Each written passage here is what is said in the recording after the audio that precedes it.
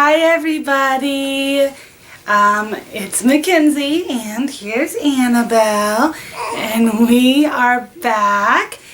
Today I am going to do Annabelle's 2-week update and also an update on how things are going for me postpartum.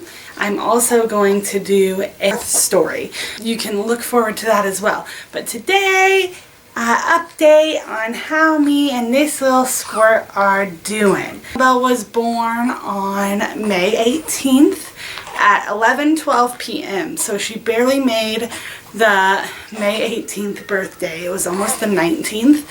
And the 19th was actually 8 years I believe, since me and my husband had gotten engaged. So it was kind of cool, like waking up the next morning and being like, wow, we got engaged 8 years ago. Can you believe that we just had our 4th baby? And she is so precious and so perfect. And we just love her.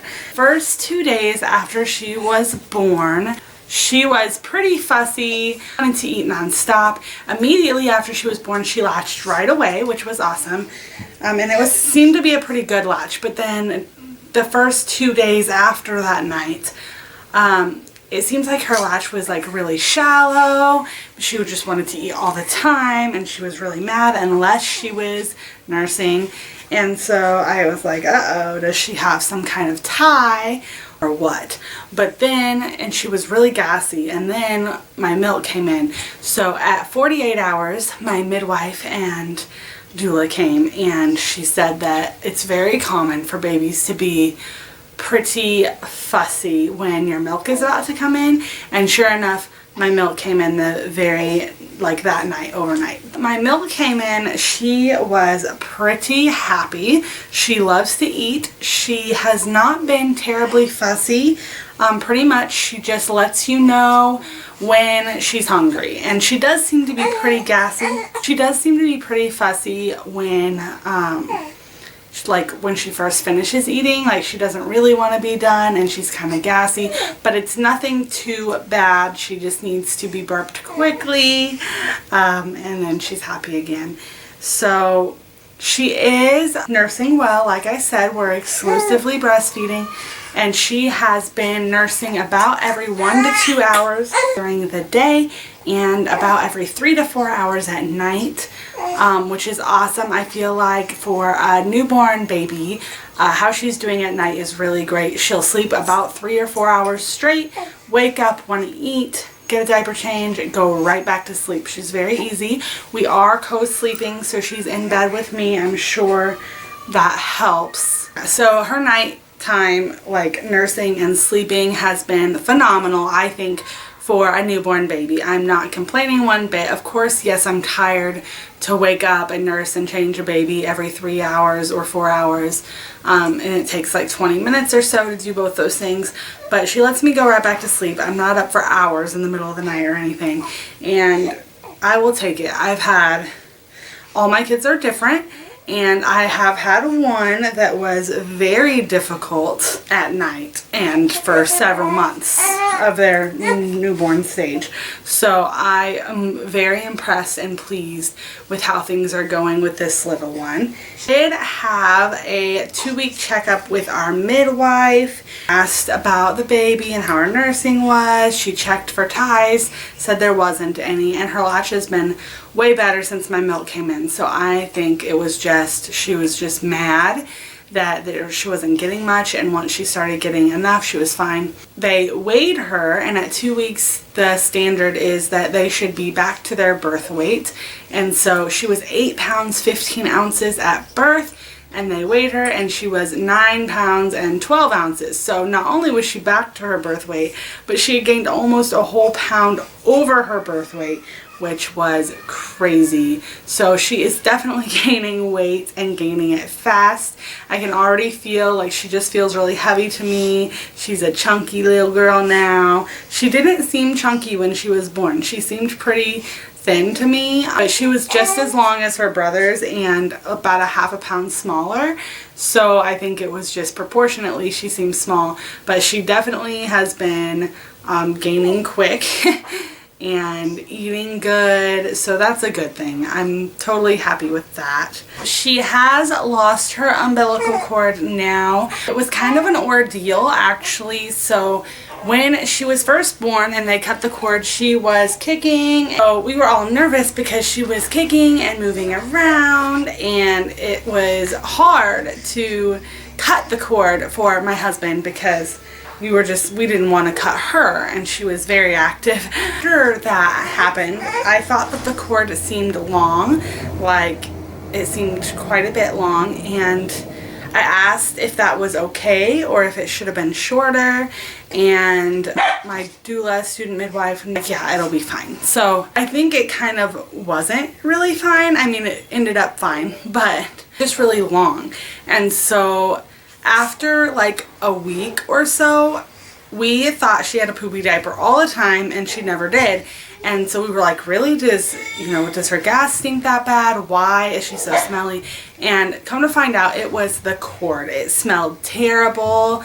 And so of course I went to Google, which I shouldn't have done, and I was reading about umbilical cord infection and that it could be that. And so I was stressed out because it said that umbilical cord infection is highly fatal. And I was like, oh no, what on earth? And I texted my midwife and said, hey, her cord is really stinky. Like it smells like a dead animal. So is that normal? What's going on? And she basically was like, yeah, it's normal. It's literally rotting off, so it's probably gonna stink. But I mean, this is my 4th baby, and I don't remember ever smelling it bad, or even like really smelling it at all. So I was pretty surprised, and it was gross. So I was cleaning her cord, and every time I changed her, and then like using my mouth and just blowing it dry, because if it stays wet, that can make it worse. And about day 10, I believe, the cord fell off. But when it fell off, there was still a lot of goop and a little bit of blood and still quite a bit of stuff in her belly button. So then it took several more days, like a little bit past when she was 2 weeks old, for all the rest to dry out and come off. So I don't know. I think because it was cut longer, it couldn't dry out completely, and that's why part of it fell off, and then there was still a good amount that needed to fall off. And I think that's why it was stinky so bad, because it just couldn't dry out and it was getting really gross. So it did eventually all dry and all come off, and now her belly button is perfect and normal, and she just got her first bath yesterday. So yeah, it's all fine.